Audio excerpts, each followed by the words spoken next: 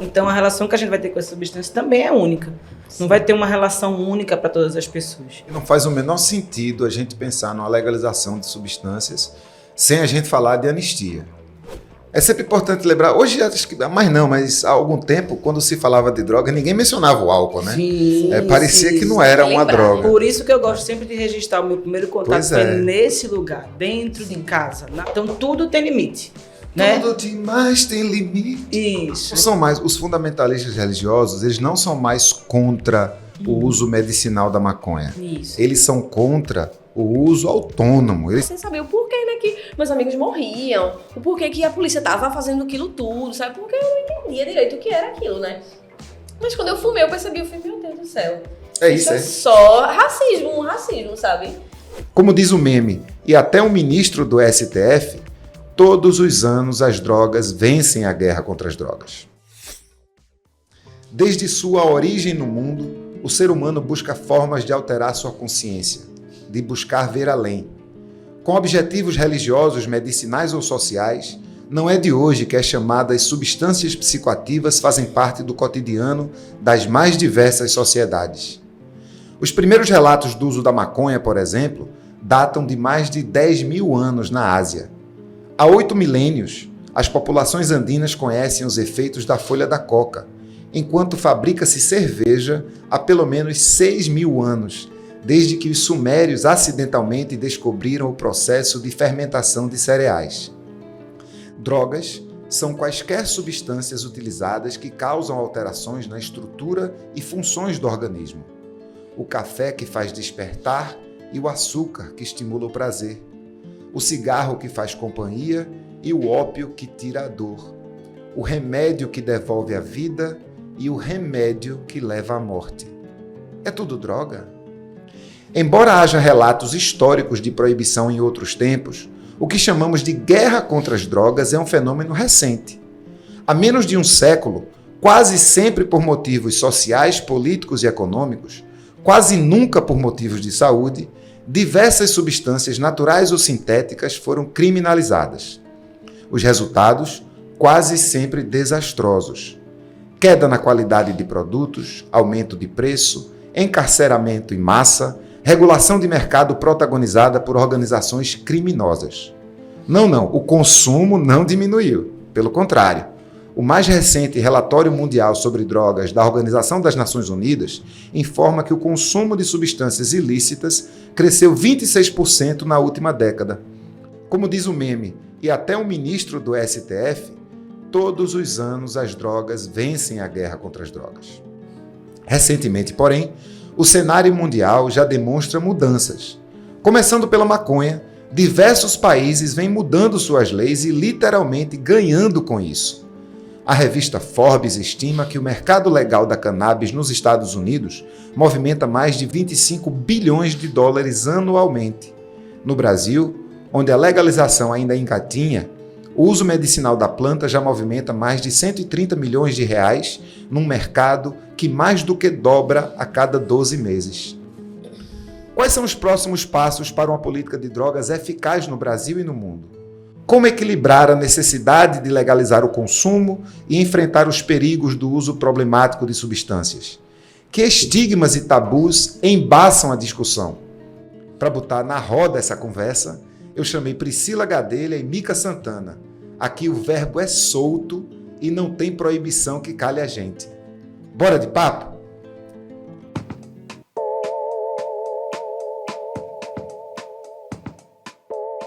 Eu sou Ivan Moraes, eu sou um homem branco de cabelos pretos e curtos, barba preta com alguns fios brancos, uso óculos de grau de armação preta e arredondada. Hoje eu estou de camisa roxa de botão, mangas curtas, com pequenas folhas da cannabis sativa em verde. E aí, Mica, e aí, Pri, tudo jóia? Quem é tu, Pri? Eu sou Priscila Gadelha, sou uma mulher de pele clara, cabelo cacheado, levemente platinados, começando a ficarem branquinhos. Uso alargador e estou hoje com a camisa azul e um colar indígena. E estou muito contente de estar aqui hoje. Que feliz. E no mundo das drogas, quem é que tu és? no mundo das drogas. Além de ser usuária de drogas, eu acho que essa é uma característica importante para colocar de cara. Sou redutora de danos, sou psicóloga, supervisora clínica e coordenadora da Escola Livre de Redução de Danos, que é onde eu venho construindo uma política de drogas a partir do acolhimento, do cuidado, da formação, da comunicação e da incidência política. E tu, Mica, vai na bola? Oi, gente, eu sou Mica Santana. Eu sou uma mulher negra, né? De cabelo verde, um Chanel com tranças verdes, né? Com a camisa preta, com o nome prensado enorme na frente, né? E sou criadora de conteúdo, ativista da maconha, né? Trabalho muito no resgate da ancestralidade canábica nas periferias, quilombos. E trabalho muito nesse resgate mesmo da nossa cultura, né? Mostrar que a cultura canábica da periferia existe e é o que mais a gente deve prestar atenção, principalmente aqui no Brasil, né? Quando foi que vocês começaram a perceber que existe um negócio que é droga? Assim, primeiro contato com droga. Não necessariamente usando, mas alguém dizendo, ou inserido no ambiente. Sim. Quando foi que vocês sacaram que tem um negócio que é droga? Quem mora na periferia tem um contato muito perto, né, velho? Tipo, acho que desde os meus 11 anos de idade, assim, eu vejo pessoas utilizando drogas, né? Tipo, assim, não só a maconha, todos os tipos de drogas, né? O primeiro contato que eu tive com a droga foi com a maconha mesmo, assim. Contato de eu usar foi com 13 anos, né? Infelizmente, não usem maconha aos 13 anos, pelo amor de Deus. Mas assim, desde muito nova eu sempre vi, né? Sempre estive em ambientes que tiveram pessoas que estavam usando drogas. E tu, Pri? Meu primeiro contato é na minha família, né? Eu acho que minha família é muito festeira. Contava a quantidade de grades de cerveja que bebiam no domingo. Então era quase que uma competição, assim, na casa do meu tio ia ter 10, na outra ia ter 15. Me lembro muito de um marco no noivado da minha prima que tiveram 25 grades de cerveja. Então, o meu primeiro contato com drogas foi na família e o meu primeiro uso de drogas também foi na minha família, foi na Semana Santa, tomando sangria de vinho. Eu e meus primos lá pequenininhos pegamos uma garrafa de vinho escondida e começamos a tomar sem água e açúcar, porque a gente tomava dessa forma. E foi a primeira vez que a gente se embriagou, ninguém nem percebeu, porque estava todo mundo já embriagado na festa. E foi o meu primeiro contato, assim, o álcool, dentro de casa.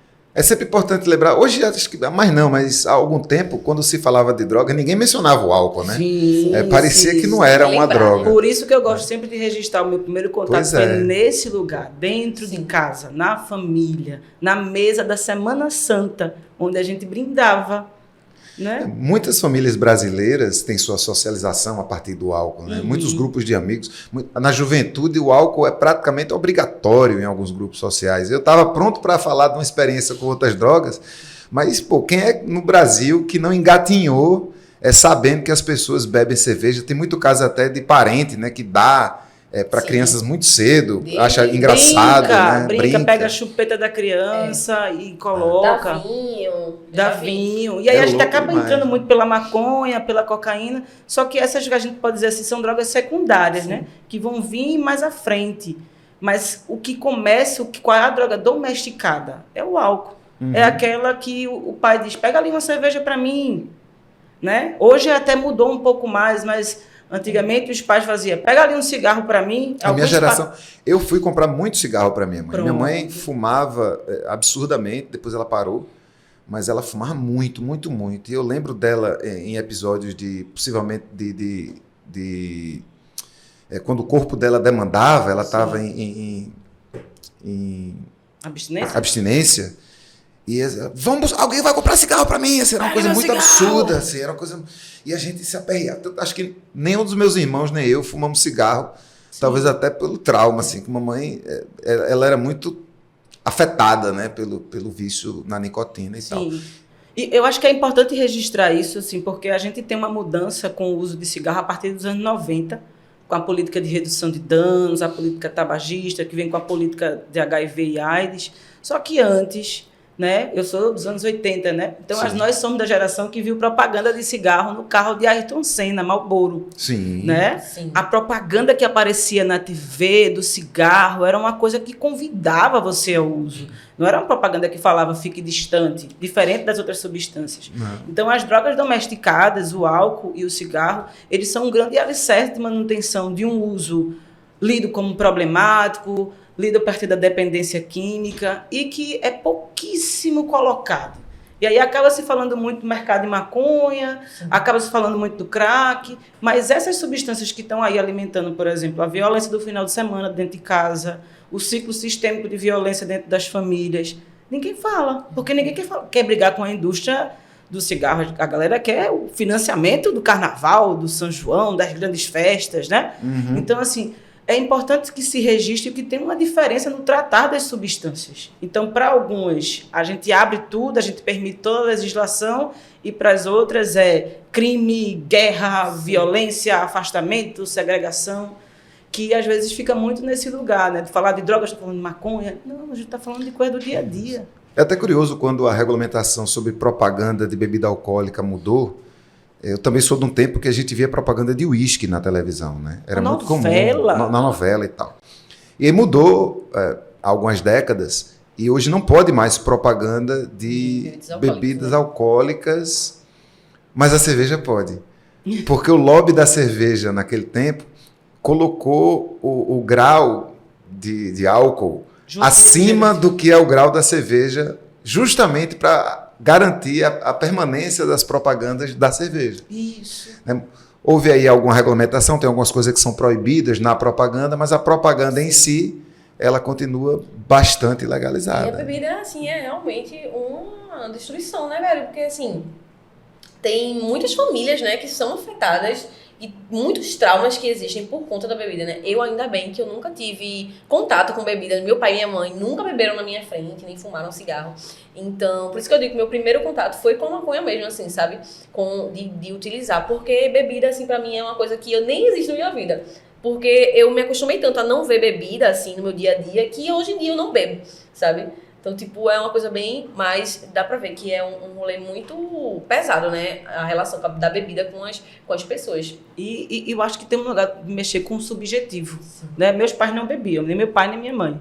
Mas na minha casa tinha um bar com várias garrafas de uísque. Era muito chique na década de 80 você ter um bar na casa. E aí eu achava aquilo tão engraçado, porque não tinha na minha casa, mas eu via na TV a galera pegar o copo. Mais linda, né? Aquela E ficar. Eu me lembro brincando com um copo com gelo e eu botava refrigerante. Chacoalhando, né? E era uísque, que era uma coisa meio que novela, né? Mulher, tá passando a novela agora, Mulher de Areia, e tem ainda cena assim, né?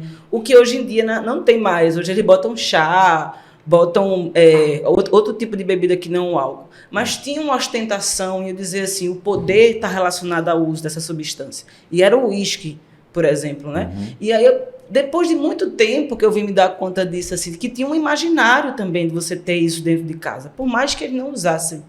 E o que aconteceu? Isso era uma cena engraçada, ninguém bebia lá em casa, então, teoricamente, todas as garrafas estariam cheias. Só que chegou um determinado momento da vida, meu pai foi abrir para o meu tio, que chegou lá em casa. Quando ele virou, não era a bebida. Oxente. Aí meu irmão tinha bebido. E botou outra coisa dentro. Botou outra coisa dentro da cor e ninguém sabia. Pra ser decoração. Isso. Tá valendo demais. Eu consegui passar por essa. E foi assim que se descobriu que nenhuma daquelas garrafas lá em casa tinha mais uísque. Porque meu irmão já tinha bebido tudo com os amigos dele na rua. Então, a relação que o álcool tem dentro da casa, dentro das famílias, ela é tão domesticada e tão acessível a qualquer idade que a gente não questiona esse lugar. E aí fica colocando drogas nesse lugar afastado, né, distante. Outra coisa que eu acho que é muito pertinente falar de drogas é a farmacinha que a gente tem dentro de casa. Sim. Todo mundo tem uma farmacinha, ou no banheiro, ou uma caixinha cheia de medicamentos. As crianças sabem que isso existe, elas Sim. vão lá também, se elas entenderem que querem acessar aquilo, se elas descobrirem o que é aquilo. Então, assim, a gente tem uma relação tão complexa com as substâncias que a gente quer elas muito perto, dentro de casa, bem protegida, ou ela lá longe, bem distante, como se fosse algo do inimigo, né? Separando essa coisa bem e mal, né? Eles selecionam o que é que deve ser ou não. Porque, assim, se a gente for na frente de uma farmácia, o que tem lá na frente é o nome drogaria, né? E esses dias eu parei assim, drogaria, velho, tipo... Sabe, vende droga, tá ligado? E, tipo, a galera tá entrando tranquilamente e, tipo, outros tipos de drogas as pessoas estão afastando, né? Então tem essa seletividade. Substâncias que alteram as funções do organismo. Isso, as pessoas vão lá em busca disso. Nós, muitas vezes, precisamos disso para poder viver bem. Isso, pois é. Muitas vezes precisamos para poder nos curar de uma gripe. Muitas vezes precisamos para poder descansar. Muitas vezes precisamos, algumas pessoas precisam para poder até acordar. Verdade, né? Acho que para diminuir sintomas, tudo depende da necessidade, né? Depende da necessidade. Que aí é o lugar que às vezes fica colocando. Eu acho que é muito bom quando você fala no texto assim, menos de 100 anos que a gente lida com o modelo da guerra. Porque desde sempre a humanidade lidou com as diversas substâncias. Cogumelo, folhas de coca, enfim, os extratos de papoula, diversos tipos de drogas que existem na realidade humana. Na minha pesquisa eu vi nome de droga que eu nunca tinha nem ouvido falar na minha vida. Que, justamente. Enfim, não se usa mais. Da humanidade, né? As drogas estão presentes com o ser humano. Pô. E essa tentativa de afastar a gente, na verdade, das potências das substâncias, né, tem um viés e um desejo aí por trás. Tem um dado da década de 70, quando está o auge da guerra às drogas, né, Estados Unidos, Nixon e tal, que eles proíbem a pesquisa com cogumelo, proíbem a pesquisa com LSD, porque a galera estava descobrindo formas de minimizar o trauma da guerra, que eles criaram lá, Vietnã, Segunda Guerra, e aí essa pesquisa ia mudar a realidade. Como é que a gente vai ter uma sociedade não traumatizada? Né? Então, é importante que se mantenham as pessoas com medo, com diversos sintomas de saúde, com afastamento, né, com negação de diversas coisas da sociedade, porque o trauma ele é um viés importante para a manutenção da forma de vida que o capitalismo quer impor. Então, a gente vai vendo ao longo do tempo a proibição de estudos e a proibição de diversas substâncias ao longo da década. Anos 80, a gente tinha o maconha, eles falando continuamente, aí anos 90, cocaína, e aí falando pesadamente, e aí vira o crack, e aí agora vem o fentanil, que é um outro dado, que não é uma droga que surge do mercado ilegal, como geralmente era colocado, vem da indústria farmacêutica, vem de algo pensado, elaborado para jogar no mercado, algo esse que está trazendo mortes absurdas nos Estados Unidos e que já chegou no Brasil. Sim. Que eles tentaram vender aqui no Brasil como maconha sintética. Lembra que ficou uma época rodando isso, K9? Sim. E aí todo mundo fala sobre isso. Não tem nada a ver com maconha. Fala sobre isso. Eu disse, espera aí, eu não posso falar sobre isso, que eu não estou nem entendendo ainda o que danado é isso que chegou aqui. Maconha não faz isso com ninguém. Pois é. Da pessoa travar no meio da rua. Não faz eu conheço a maconha. Maconha não faz isso com ninguém. Então aí a gente vai se dando conta de que chega aqui, a galera dilui no meio das coisas, né? Porque o mercado legal é isso.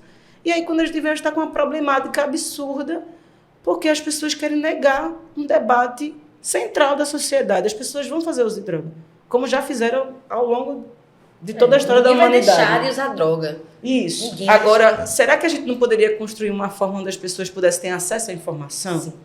Será que a gente não poderia diminuir essa lacuna onde as pessoas usam no início da infância? Será que a gente não poderia colocar mais para cima? Né, para as pessoas começarem a usar a partir dos 18 anos. Todas elas, né? Todas elas. Será que a gente poderia construir isso? Ou a gente nega? Isso aqui é tão louco. Eu estava vendo você falar da proibição dos alucinógenos, né? Dos enteógenos. O LSD e tal, que são aquelas drogas que fazem você ver coisas ou sair do lugar e tal, que são muito usadas para tratar o estresse pós-traumático.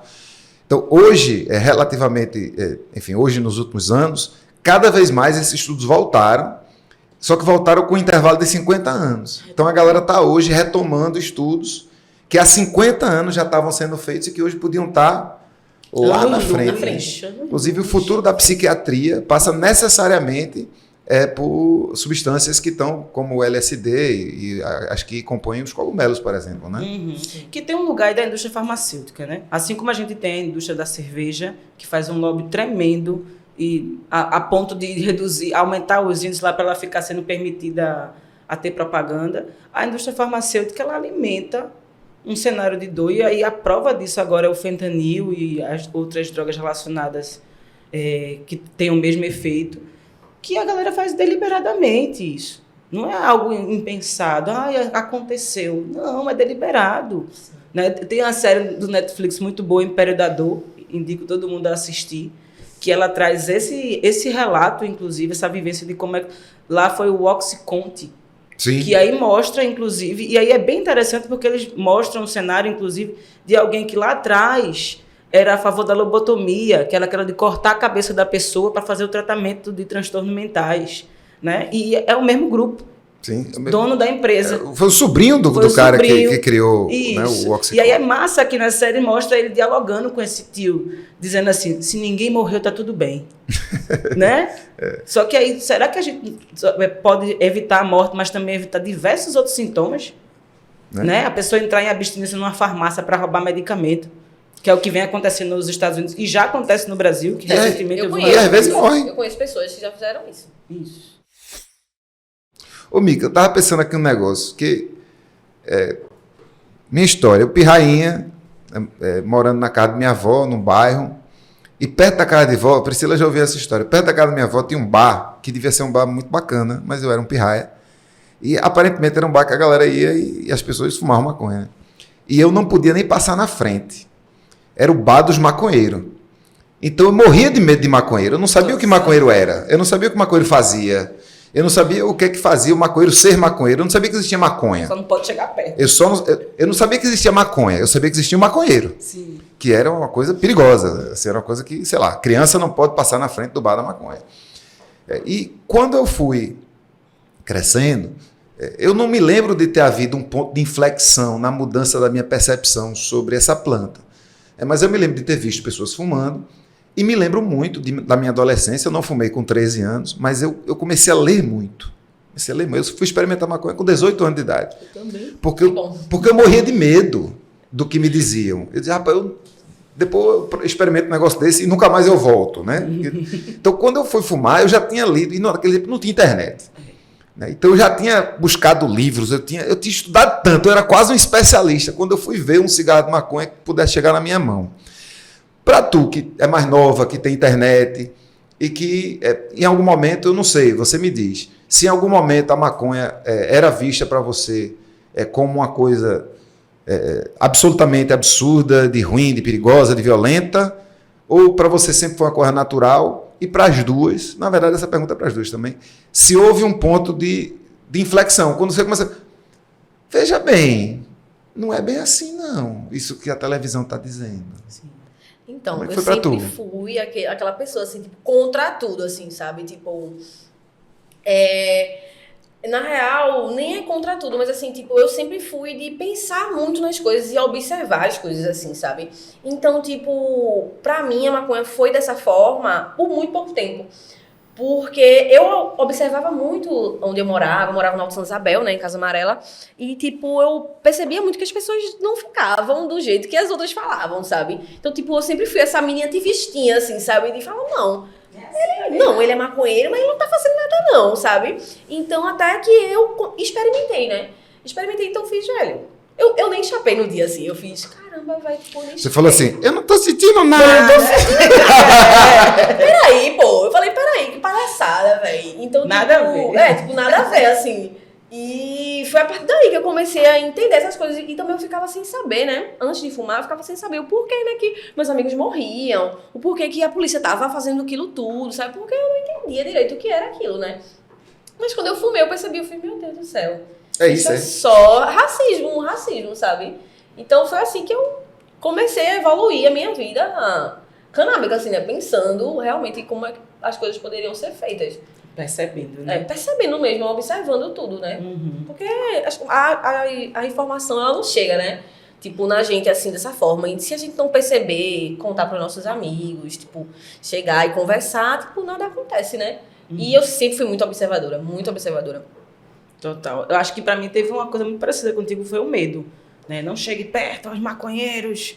Tinha um ponto, né? Eu era de Jardim Brasil, então a galera que fumava maconha fumava no Olindão, no campo. Tinha um buraco e entravam lá. Então, nem chegar perto desse lugar, né? Só que aí eu via meu irmão indo. Aí, rapaz, o que é que tem ali dentro que ele vai tanto? Mas, droga, tô fora. Eu era bem nerdzinha, toda medrosa. Tinha alguma coisa. E aí, um determinado momento, eu encontro na pochete do meu irmão um bocado de maconha e um pacote de Colomi. E eu disse, o que é isso? nem sabia o que era, assim, né? Sabia que era maconha, mas não sabia o que era maconha. E aí eu vou pro meu irmão mais velho e digo, o que é isso, hein? Aí ele pega assim, guarda e diz, não conte amanhã. Aí eu, meu Deus, o que foi? O que será que é isso? Aí depois, isso é maconha. E aí eu fico com aquilo, mas com muito medo. E aí vou provar com 20 e poucos anos, eu acho uma coisa assim. Tinha muito medo dessa... Provar, não vai voltar, vai acontecer algo, a mulher vai descobrir, vai me matar, Deus me livre, todo um pânico. Aí eu provo e eu disse, não tem nada disso. Não aconteceu nada disso, né? E aí gosto, e aí, enfim, vou aprendendo a ponto de chegar pro meu irmão e dizer, olha, eu sei que você fuma, você vai me ensinar a fazer um baseado. Aí ele fez, não, vou não, é doida. Eu disse, vai me ensinar, senão eu vou contar amanhã. Aí ele vai, me ensina. E aí a gente passa até, inclusive, uma outra relação, que antes ficava uma coisa muito afastada. E ele, não deixar minha irmã saber, que ela é minha irmã mais nova, não pode saber. E eu disse, que nada, rapaz, já estou sabendo de tudo, deixa de tua história.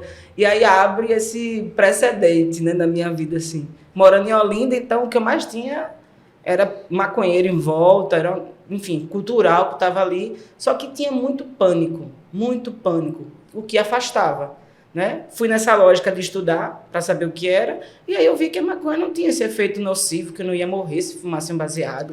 Não, quando eu descobri que nunca na história da literatura médica houve um caso de overdose de maconha, eu fiquei assim, e por que esse povo tá tão aperreado, né? Que aperreio é esse, né? Tipo, o meu fluxo, assim, de fumar maconha, tipo, eu comecei com uns 13, né, mas, assim, eu não senti nada, então, pra mim, tipo, não era nada, sabe, tipo, aí eu fiquei vários tempos ainda, tipo, acompanhando meus amigos fumando, eu não vou fumar não e tal, e com 16 anos, 17, eu comecei a fumar mesmo, assim, né, comprei minha primeira 25 gramas, aí aprendi a bolar um baseado meio troncho, de Colomi, né, e, tipo...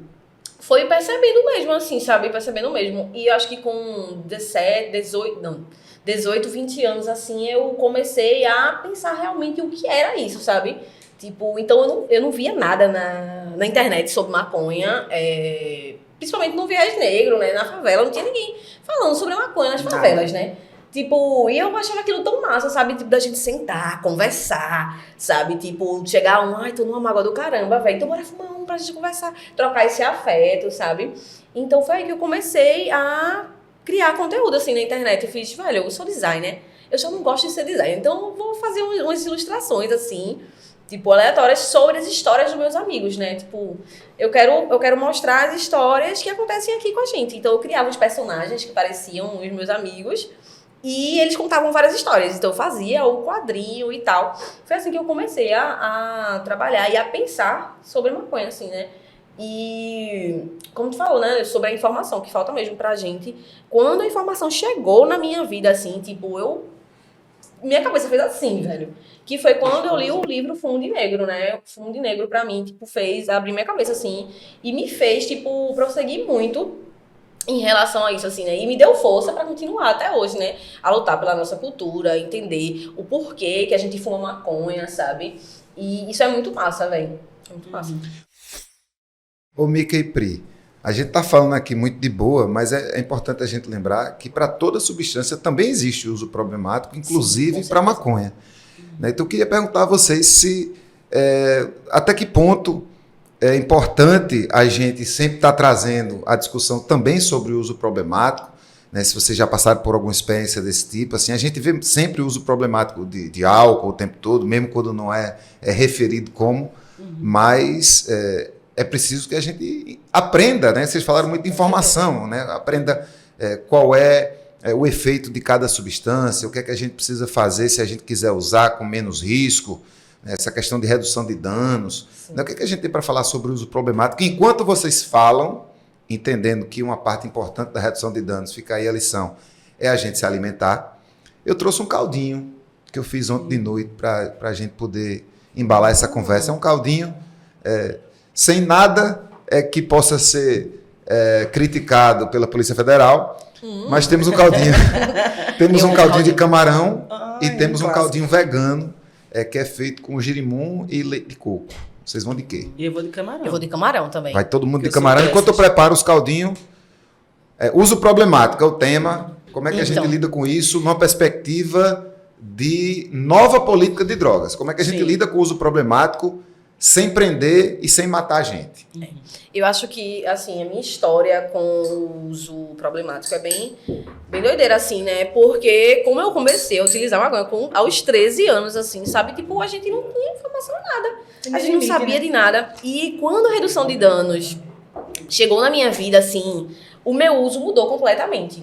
Quando eu descobri, assim, que eu podia reduzir, que, tipo, eu ter fumado muito nova, tipo, causou muitos problemas a mim, que eu percebo, sabe? Tipo, eu comecei a mudar totalmente o meu uso. Hoje em dia, sou uma usuária de drogas, né? Já usei vários tipos de drogas, mas eu percebo que o meu uso é muito controlado, sabe? Eu sou uma pessoa muito consciente, eu sou uma pessoa que realmente consigo dosar tudo da forma certa. Eu tenho um déficit de atenção, então a maconha me faz muito mal, assim, pela manhã, se eu fumar pela manhã, sabe? Tipo, eu fico ansiosa. Principalmente a gente, né, que fuma várias maconhas que a gente nem sabe quais são, sabe? Então, tipo, o meu ritmo fica totalmente desconectado, eu fico muito ansiosa. Também bate já a tristeza, sabe? E quando eu percebi isso, que foi através da redução de danos, eu comecei a mudar o meu uso completamente. Assim, eu só fumo quando eu acho que devo fumar, sabe? Tipo, os meus usos mesmo são à noite, porque eu gosto muito de fumar à noite, porque, Sim. sabe? Eu fumo pronto, não na hora do meu trabalho. Então, a redução de danos me ajudou muito isso, assim, né? E por isso que eu gosto muito de propagar ela cada vez mais para todos os usos de drogas, né? Porque a gente não vai parar de usar nenhuma droga, mas reduzir é essencial, né, velho? Saber quando a gente pode usar, saber quando a gente não pode também, é essencial. Total. Eu acho que colocar a estratégia de redução de danos nesse lugar ela é central. Porque a relação que as pessoas vão ter com as substâncias é isso, né? A relação que você tem com o seu filho é única. Apesar dele ter uma mãe, por exemplo, mas a relação que ele vai ter com a mãe dele é outra, né? Então, a relação que a gente vai ter com as substâncias também é única. Sim. Não vai ter uma relação única para todas as pessoas. Mas aí eu gosto de usar os ditados populares, né? Tudo demais tem limite. Pois é. Né? Então, tudo tem limite. Né? Tudo demais tem limite. Isso. Então, uma vez eu vi no programa do Discovery, todo mundo fala, a água é ótima. A água também tem limite. Se você tomar água em excesso, e eu digo porque eu vi isso no programa e fiquei impactada, o rapaz tomou tanta água que ele morreu afogado. E eu fiquei, que é um programa assim, mortes inusitadas, alguma coisa assim. E aí eu digo, eita, olha aí, a gente propaga tanto água vital. Mas se for em excesso, ela não deixa de ser vital e você vai ficar mal. Você pode morrer. Então, qualquer substância vai poder trazer esse lugar para você. Qual é a grande questão no uso problemático da maconha, né? Colocando bem aspiado esse uso. É essa relação. Então, se a pessoa tem informação, ela vai poder repensar esse uso. Tranquilamente. Ela vai poder entender que ela não tem acesso a toda a qualidade de maconha que existe no mercado. Inclusive, a maconha que a pessoa usa, ela não necessariamente vai ser estimulante para o início do dia, porque a maconha ainda tem esse lugar. Ela pode ser estimulante e pode ser depressora. Como a gente vive no mercado legal, e aí a gente não sabe o que é que vem dentro daquele produto, muitas vezes é uma mistura, batendo com um organismo que num dia não está legal, ou que de manhã eu não fique legal para me concentrar, aquilo vai ser ruim para a pessoa. Agora, o que é que ao longo do tempo a gente vai percebendo? Que o excesso, muitas vezes, é a falta de pausa. E aí bate com o efeito da ansiedade, bate com efeitos depressivos das pessoas, dependendo do humor. Então, muitas vezes o que a gente precisa é tem pausa, estimula a pausa, que pode ser uma respiração, pode ser se levantar, pode ser alongar o corpo, pode ser beber água, pode ser se alimentar, pode ser conversar com alguém, né? E o que a gente vem percebendo ao longo do tempo, as pessoas estão ficando cada vez mais enclausuradas dentro de si. E aí é mais fácil eu pegar um cigarro, quer seja de maconha, quer seja de tabaco, e ficar lá, ó, ao invés de respirar e parar. Né? Então, a gente tem um sintoma social. Ou comer compulsivamente. Ou comer compulsivamente, né? Eu gosto sempre de trazer um exemplo que eu trazia muito quando eu trabalhava no Atitude, né? Que o povo, que a pessoa usou 10 pedras de crack durante a noite. O funcionamento cerebral de uma pessoa que usa 10 pedras de crack e uma pessoa que compra 10 pares de sapato é o mesmo. O funcionamento cerebral é o mesmo. Compulsão. Então, às vezes, o que a gente precisa falar é da compulsão. Para o alimento, para a substância, seja ela qual for, para o excesso de telas, para o excesso de trabalho. Não é à toa que hoje o problema do mundo é burnout, que é o excesso de trabalho e as pessoas estão caindo de cansadas. Workaholic é outra palavra, né? Que a pessoa não para de trabalhar. Compulsão, minha gente. Você traz uma questão que às Tudo é vezes... sobre compulsão. Às vezes o problema Sim. não é nem a droga, às vezes o problema é a pobreza, às vezes o problema é o desamparo, às vezes o problema é a vulnerabilidade social, às vezes o problema é o desemprego. Isso. Né? E aí, como existe a droga naquele cenário, ela acaba sendo o grande bode expiatório. Né? Exatamente. Trazendo para cá, o caldinho está servido, Chique. pensando a política Tá de lindo. droga que nós acreditamos que pode dar certo, né? Entendendo que o proibicionismo fracassou vergonhosamente, caso o objetivo dele tivesse sido fazer com que a gente pudesse lidar melhor com as drogas, caso o proibicionismo não servisse apenas para prender e matar a juventude negra, como de fato ele tem se comprovado muito eficaz. Como seria a política de drogas ideal? O que é que precisa ter? E aí, nesse caso, eu acho que a gente é brasileiro, que está na vanguarda do atraso, a gente tem até uma vantagem sobre isso, porque a gente tem visto Pode pegar as experiências que estão experiências, sendo feitas nos Estados Unidos, em vários estados dos Estados Unidos, no Uruguai, em alguns países da Europa, a experiência que vem sendo trazida a partir da Colômbia. Enfim, cada canto tem suas particularidades. Eu tenho as minhas ideias, mas eu quero ouvir de vocês. Como é que seria uma política eficaz de drogas caso o nosso objetivo fosse, de fato, fazer com que as pessoas ficassem mais saudáveis? Se o objetivo fosse saúde, o que é que tinha que mudar na política de drogas como um todo? Acho que a primeira coisa que me vem assim à mente é regular. Que as drogas elas saíssem do mercado da criminalidade e elas pudessem se tornar regulares. Aí eu vou te interromper. Você está defendendo a regulamentação de todas as substâncias psicoativas que há, ou você está falando da maconha? Estou falando de todas as substâncias psicoativas Certo. que existem e aquelas que a gente nem conhece ainda, que estão nascendo nos laboratórios das indústrias farmacêuticas ou clandestinas. Aí como perguntaria um jornalista na imprensa tradicional? Então você é a favor do liberou geral? Na verdade, liberou geral é agora, né? Agora a gente tá tudo liberado. Se você quiser usar uma pedra de crack, você anda menos de 2 quilômetros e você encontra não só uma, como uma sacola, se você quiser. Se você quiser usar pó virado, que não é cocaína, que aqui em Recife não existe cocaína. Quero bem registrar esse lugar. Não existe cocaína aqui em Pernambuco. Existe um pó branco que as pessoas vendem e que aí a gente tem essa fantasia de que está usando cocaína. Por quê? Porque não chega. A gente não é rota do mercado de coca. Quem é rota no Nordeste é Fortaleza, quem é rota no Norte é Manaus e quem é rota é o Sul e Sudeste, que é onde se vende. Aqui o que a gente pega é um extrato bem distante. Então, assim, eu quero colocar isso porque o uso de cocaína vem aumentando aqui na região e é pó virado, é um pó branco, que inclusive é bem importante ter alerta, cuidado com a chegada do fentanil. Porque podem colocar esse pó também ali no meio e você está cheirando coisa que você não sabe. É um pó branco, né? Então, regulamentar. Regulamentar todas as substâncias. Como é que vai ser isso? Aí precisa se pensar esse formato. Em Portugal, o que foi que eles fizeram? Descriminalizaram todas as drogas, tiraram da criminalidade, continua sendo tráfico. O que é que aconteceu? Continuou aumentando o índice de tráfico, os usuários deixaram de ser criminalizados, mas não mudou a realidade do uso. Porque quando a gente fala sobre isso, a gente quer mudar a realidade do uso, que as pessoas tenham mais consciência. Né? Então, salas de uso seguro. É todo mundo que vai passar de uso seguro? Não, não é todo mundo. Quem vai passar de uso seguro é quem está precisando de alguns tipos de substâncias, que geralmente lá é heroína. Aqui, felizmente, por uma razão que a gente não tem explicada cientificamente, mas eu acho que é porque as pessoas têm medo de tomar injeção aqui no Brasil. Então, felizmente, isso não chegou aqui no Brasil. Então, a regulação, para mim, era o central, tirar da criminalidade o uso de qualquer substância, né, e trazer regulação, como a gente fez com o cigarro.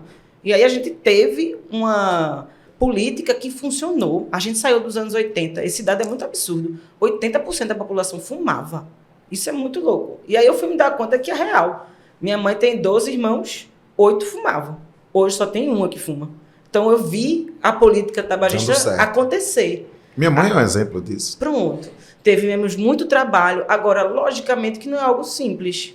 Porque a gente tem um grupo que se alimenta da guerra às drogas. Sim. Se alimenta do quadro de dependência, se alimenta do quadro de desigualdade, de miséria. Então, tem um grupo que não quer que isso mude. E vão brigar até o fim. Assim como foi a galera, na época da abolição da escravatura, que não queria também. E fizeram um grande acordo para poder fazer isso e depois criaram uma série de leis para manter a população negra afastada de direito à terra, direito à educação, de acesso a direitos básicos. O pessoal dizia naquele tempo, o Brasil não está preparado para a legalização, para a libertação dos escravos. Como é que vamos arrumar trabalhadores? Pagando, rapaz, as pessoas, veja que coisa. Mica, o que é que não pode deixar de ter numa política de drogas e o que é que não pode ter? Eu acho que Pri falou muito sobre isso, né? Assim, acho que foi massa ela ter falado isso, assim. Acho que a regulamentação é a base de tudo, né?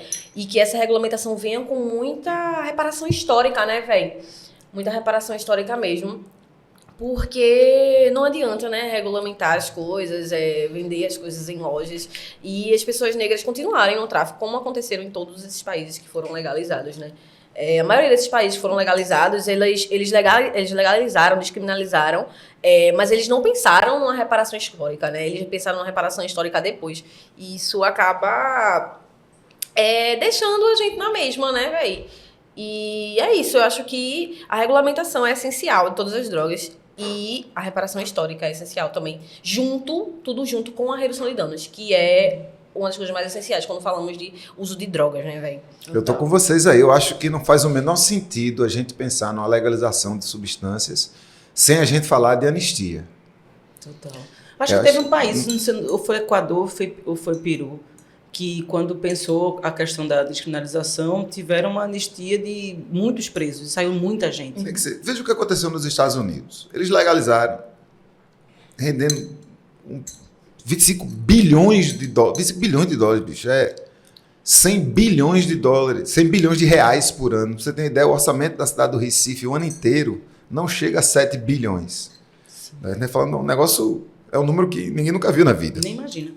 Agora, para você, na maioria dos estados, entrar no mercado legalmente, você tem que ter tanto papel, tem que ter tantos antecedentes negativos, que quem foi pioneiro no mercado, quem resistiu ao proibicionismo e quem criou o mercado, quem sabe mexer com isso, está excluído do mercado, que é justamente a população negra. Sim, então, se não vier com anistia, para mim não fez nada. Uhum. Se não garantir o autocultivo, para mim não fez nada. Porque quando a gente está debatendo, às vezes, na Câmara, aí tem vereador que diz assim, você está defendendo a maconha, mas a pessoa que não tiver dinheiro para comprar, Pedro Bó, é uma planta. Para plantar. Entenda, eu não estou falando do negócio que vem de Marte, não. É uma planta que vem aqui. Então, acho que precisa ter anistia, precisa garantir o autocultivo, precisa vir junto com a política de educação, precisa vir junto com a política de saúde, precisa criar espaços seguros para uso, precisa ter redução de danos, precisa ter uma série de coisas que parece ser muita coisa, mas é muito mais barato do que prender e matar gente. Isso. Até pensando no lado econômico. Isso. E é importante colocar que não tem uma solução que vou fazer isso agora e vai acabar todos os problemas sobre drogas. Recentemente, Portugal, e eu acho que é o estado do Arizona, que são os mais progressistas no tema, assim. Portugal está vivendo um cenário que eles estão pensando em recriminalizar, para você ter a noção do nível que a gente está. Porque não fizeram a continuidade. Não adianta a gente descriminalizar e não pensar no processo. Exatamente. Por que será que as pessoas estão usando tanta droga? Será que a gente não vai pensar sobre isso nunca? Por que será que as pessoas não conseguem conviver sem o uso de álcool? A gente falando aqui do Nordeste brasileiro. Sabe qual é o dia que vai ter uma revolução aqui? O dia que a cerveja não chegar. Aí você vai ver uma revolução. Sexta, sábado, domingo sem cerveja, num lugar como esse, pode ver que vem a revolução. Nos Estados Unidos, na década de 20...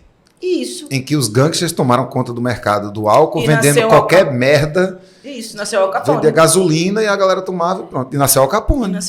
E aí o que aconteceu com o Al Capone? Que eles colocaram, né, como um grande gangster. Na verdade, ele entrou na política. Né? E ganhou espaço dentro da política. Ao longo do tempo, a gente tem que entender que não dá para pensar que vai ter uma solução que isso vai dar conta. Quando a gente esteve no Uruguai, a gente fez uma visita da escola, fazendo um acompanhamento de serviço de redução de danos, e aí você pode comprar maconha no Uruguai na farmácia, né? Massa. Aí a gente chega no serviço de acolhimento, muitos usuários de pasta base, e aí a gente fez, mas vocês não fazem redução de danos com maconha? Não, porque é ilegal. Eu disse, como é que pode? Mas não pode comprar maconha? Não, mas só para quem tem receita. Eu disse, mas e vocês aqui não podem? Não, não pode não. Mas cadê a cannabis medicinal? Que é o que está vendida. Não, aqui é só recreativo. Se minha gente, não faz sentido esse debate. É um absurdo. Não faz sentido. E aí você vê o Uruguai que vende, né? Legalizado e tal. Mas para a população não chega da mesma forma. E aí para a população pobre. E né? já tá acontecendo isso no Brasil, né? Sim. Já tá acontecendo isso no Brasil. Eu fui na Expo Cannabis, né? A Expo Cannabis foi chocante, assim, né? Só pra quem é negro, periférico, sabe. E entrou ali, sabe, né? Que aquilo ali é uma grande... Eles estão realmente dando um pulo por cima da gente, sabe? Tipo, eles estão ultrapassando todos os limites deles pra vender, sabe? Sem inclusão nenhuma, sem reparação histórica nenhuma, sem pensar na gente, né? Tipo, a Renfa mesmo, a Renfa lutou pra conseguir fazer uma palestra lá, né? A Renfa, a Rede Nacional de Feministas Antiproibicionistas. Tipo, tiveram pouquíssimas pessoas negras que conseguiram fazer palestras lá, e as pouquíssimas que conseguiram não tiveram nenhum acesso a nada, nem a hospedagem, nem a cachê, nem a nada. A mesa de reparação foi a última do evento. E assim, não tinha nada falando sobre a ancestralidade da maconha, não tinha nada falando sobre o mercado canábico para a gente também, né? Porque a gente sabe que o mercado canábico vai existir, sabe? Ele vai existir, ninguém vai impedir que ele exista, mas que a gente também esteja incluso, né? Uhum. E isso é muito importante, né? Incluir a gente nesse processo. E olhar para aquilo tudo ali, ver que a gente não estava incluso, foi muito chocante, assim, sabe? Tipo, o que me acolheu mesmo foram as pessoas que eu encontrei lá, assim, sabe? Tipo, as pessoas negras que eu encontrei, a gente se acolheu, a gente falou, poxa, a gente pode mudar esse cenário e tal, a gente pode pensar de uma forma diferente, a gente pode juntar a comunidade para falar sobre a reparação histórica, o que é reparação histórica para essas pessoas, sabe? E foi foda, assim, ir pra o Expo Cannabis. Foi Mas que bom que você tava lá. Mas que bom que eu tava lá. A minha felicidade foi essa. Que eu tive a oportunidade de estar lá, né? Estava bem, estava confortável, né? As pessoas que me deixaram super confortável. E é isso, né? Mas eu não consigo me contentar estando só eu lá. Uhum. Eu preciso também dos meus. Então na próxima você vai de bonde. Na próxima a gente vai de bonde. Mas acho que é porque a gente tem que reconhecer que quando a maconha vira uma commodity, né, uma peça dentro do mercado, ela tá valendo muito dinheiro. E assim, eu não tenho a ilusão de que eles vão pensar em reparação, que eles vão criar acesso para as pessoas. Não tem. Não, a gente o mercado não serve para isso. Quem tem que fazer isso é a gente. Então, não tem essa ilusão. Mas, ao mesmo tempo, a gente tem que ter muito, acho que, enraizamento e também saber o que é que a gente está fazendo em determinados espaços. Porque quando a gente vai para alguns espaços, também a gente valida a existência e aquela organização. Por mais que coloque lá, ao final da última mesa, no último dia, uma mesa sobre reparação, né? Mas aí, quem é que quer falar sobre reparação? Quem é que quer de verdade fazer um debate sério, coerente sobre maconha aqui no Brasil? Ao final da Expo, né, uma galera falou, a gente viu o fumo negro virar cannabis medicinal ao longo do tempo. Sim. Né? Uhum. Então, o que era super estigmatizado, que é o que aconteceu ao longo da nossa história, né? E você que tá ouvindo a gente aí, gente, desculpe, Pri, é a mesma coisa, viu? Sim. É a mesma planta. Cannabis, fumo de negro, jamba, lhamba, coisinha, é tudo a mesma coisa, CBD, seu careta. THC, tudo maconha, tá? Tudo maconha. Isso. É uma planta, é a mesma planta. Isso. E aí fica nesse jogo de palavras que quando a gente vê, a gente está no meio de algo que pode ter até um ideário, né, legal, positivo, mas ao mesmo tempo a gente tem que perceber que no Brasil existe um jogo muito perverso sobre nós. Sabe quem era que estava no governo Bolsonaro, inclusive, pautando a regulação da maconha a partir da indústria? Osmar Terra. Veja só. Veja que contradição. Aquele que era contra, que falou de epidemia, que a gente queria legalizar tudo. E ele estava tentando fazer uma lei para que eu não sei como é o nome oficial, mas a molécula da maconha fosse exclusivamente dessa empresa que estava vindo para cá. Meu Deus. Mas eles não são mais, os fundamentalistas religiosos, eles não são mais contra o uso medicinal da maconha. Isso. Eles são contra o uso autônomo. Eles são contra que você plante, eles são contra a associação. Eles são a favor do dinheiro, do mercado, dos laboratórios. Isso. E aí a ideia dele era estar no mercado. Naturalmente. E aí uma indústria canadense estava vindo lá para o Paraná para virar a dona da molécula da maconha. Vê aí mesmo? alguém apareceu e disse, não, querido. Para, filho. Não pode não, tá querido. Feio. Não pode gente, a gente tá chegando no último... Na última pontinha. Na última pontinha. Dá pra gente, pega. Pra gente se despedir. O último pega vai ser informação. né? Galera que ouviu essa conversa toda e está querendo saber mais, está querendo entender melhor essa história da guerra contra as drogas, entender melhor a redução de danos, entender melhor como é que chegamos até aqui e para onde podemos ir. O que é que vocês têm de referência para dar para a gente? Bem rapidão. Eu tenho um livro, né, que foi o livro que mudou a minha vida, né, que eu já falei aqui, mas eu vou falar de novo. Isso. Fumo de Negro, gente. Luísa Saad. Luísa Saad, incrível. Inclusive, vai participar do meu podcast, viu? Ela. Fumo de Negro é muito importante pra gente entender, né, a história da maconha no Brasil, né? Que é a nossa história, né? A história da maconha no Brasil conta sobre a nossa história, sabe? E uma série muito boa também, que é Pico da Neblina. Pico da Neblina é incrível, né? Fala como seria um Brasil legalizado. E é bem real a série. Então, eu indico muito. Maravilha. Eu vou indicar o livro de Luana Malheiro, Tornar-se uma usuária de crack. Também, ambas são da UFBA, né, da Bahia, que fizeram lá. E um filme que é 13ª Emenda, porque eu acho que a gente precisa reconhecer o quanto a política de drogas ela tem um viés racista de base. A manutenção da guerra às drogas é uma manutenção do racismo. Só que eles não podiam mais chamar de racismo, nem continuar do jeito que eles faziam, então eles migraram a nomenclatura e aí eles incluem aí nesse formato também brancos pacifistas.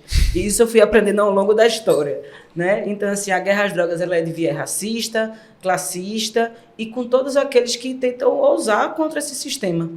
E aí também fala da Escola Livre de Redução de Danos, que é onde a gente vem fazendo trabalho de ampliar a redução de danos para além dos serviços de saúde e assistência, mas de levar para a cultura. A gente quer que a redução de danos seja um bem público do povo brasileiro e que ela seja utilizada por todos os grupos. Então, quando tiver uma festa, um evento, não precisar que alguém de algum espaço de redução de danos faça, mas que as pessoas entendam o que precisa para aquilo. Perfeito. Então, ampliar. Perfeito. E a gente nem falou da perseguição à Casa da Redução de Danos no Carnaval de Olinda. Outro quando a polícia entrou, provavelmente na única casa de Olinda que não tinha droga no Carnaval, que era a Casa da Redução de Danos. Eu vou dar umas indicações também, além de tudo que vocês falaram. Tá todo mundo enganado, né? Sim. O livro do pernambucano Birajara Ramos, uma pesquisa autônoma interessantíssima. Eu gosto muito de indicar os livros de Carl Hart, que é um neurocientista gringo, né? Estadunidense, de Miami. Ele escreveu primeiro Um Preço Muito Alto sobre proibição e depois ele escreveu um livro absolutamente ousado, Drogas para Adultos, em que ele defende que as pessoas que podem funcionar bem e algumas drogas usadas de forma correta podem melhorar a vida de muita gente. Essas drogas que hoje são ilícitas.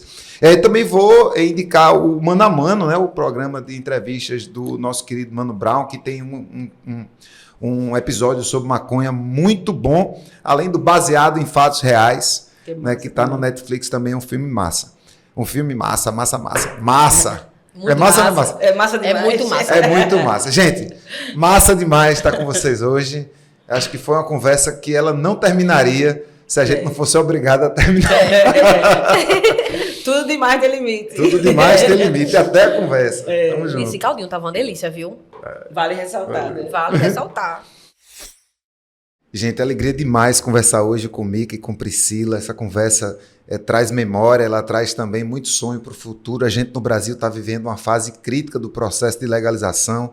A gente tem uma ação no Supremo Tribunal Federal que, mais uma vez, houve um pedido de vistas. Por enquanto, está 4-1 pela legalização do uso recreativo, do porte para uso recreativo. Não resolve, mas adianta. A gente também vive um processo muito grande de avanço da chamada cannabis medicinal, ou seja, do uso medicamentoso dessa mesma planta. É um uso que já está legalizado no Brasil hoje, mas os medicamentos ainda são muito caros. Alguns são produzidos por associações que procuram fazer uma produção colaborativa, mas para a pessoa que é pobre, para comprar na farmácia ainda está proibitivo, embora para quem tem dinheiro você pode importar centenas de medicamentos e pode comprar diversos na farmácia hoje. Vários municípios e estados estão aí regulamentando a distribuição pelo SUS. Eu sou vereador do Recife, aqui a gente está atrasado, embora tenha um projeto de lei assinado por 26 vereadores, mas não conseguimos ainda nem votar, nem fazer com que a prefeitura ande com isso. Mas a discussão sobre maconha, a discussão sobre drogas, ela está apenas começando, porque é preciso a gente superar o desafio do embaço, é preciso a gente superar o desafio do começo da conversa, é preciso a gente superar o desafio da nebulosidade que se dá a esse tema. tema. Não pode a gente ficar sempre comendo a mesma conversa que nossos antepassados comeram, que é uma conversa que vem do proibicionismo, é uma conversa que vem do patriarcado, é uma conversa que vem da branquitude, que faz com que uma pequena parcela da nossa sociedade sempre use diversos tipos de substâncias e que oprimem o restante, a maioria da população, para poder... Como você não pode prender um corpo só porque ele é negro, então você cria ferramentas, você cria mecanismos para encarcerar, para criminalizar e para excluir a maior parte da população da nossa sociedade. Foi muito massa esse papo de hoje. Vou dar a ficha técnica que no outro programa eu esqueci. Esse programa teve a pesquisa de Catarina de Angola. Quem fez a captação foi Lucas Santos, daqui do Recreative Lab. A produção foi de Eduarda Nunes e Catarina de Angola. A identidade visual é de Otávio Rego. A fotografia estilo é de Anderson Stevens. Edição e finalização Roberta Cardoso. Logística Valci Pereira. Apresentação e roteiro Ivan Moraes, esse que vos fala. Um carinho muito grande, um prazer imenso estar com você. O próximo programa é sobre torcida.